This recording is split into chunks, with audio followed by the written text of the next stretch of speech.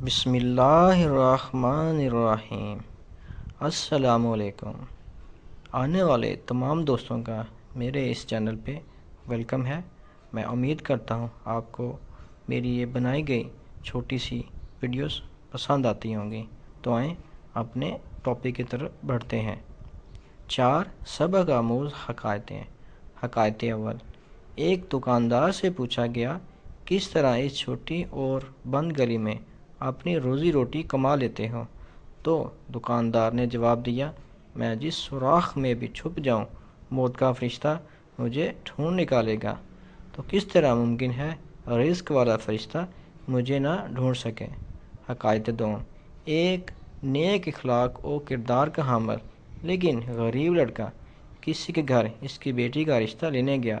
بیٹی کا باپ بولا، تم غریب ہو، میری بیٹی غربت اور تکلیف کو برداشت کرنے کی سکت نہیں رکھتی، اس لیے میں تمہیں اپنی بیٹی کا رشتہ نہیں دے سکتا۔ پھر ایک بد اخلاق و کردار والا لڑکا اسی لڑکی کا رشتہ لینے گیا تو اس کا باپ رشتہ دینے کے لیے راضی ہو گیا اور اس کے بد اخلاق ہونے کے بارے میں یہ کہا، اللہ اس کو ہدایت دے گا انشاءاللہ۔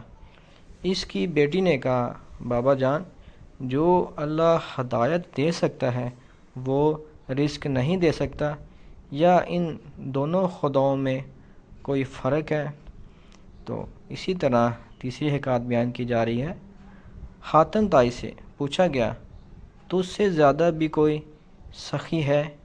کہا، ہاں ہے، وہ مرد جس کی 2 بھیڑیں تھیں، ایک کو ایک رات میرے لیے ذبح کیا تو میں نے اس کے جگر کے لذیذ ہونے کی تعریف کی، تو دوسرے دن صبح اس نے دوسری بھیڑ کو بھی میرے لیے ذبح کیا اور میرے لیے کباب بنائے۔ پوچھا گیا، تو اس نے اس کے ساتھ کیا کیا؟ کہا، میں نے اس کو 500 بھیڑیں دیں۔ کہا کہ پھر آپ اس سے زیادہ سخی ہوئے؟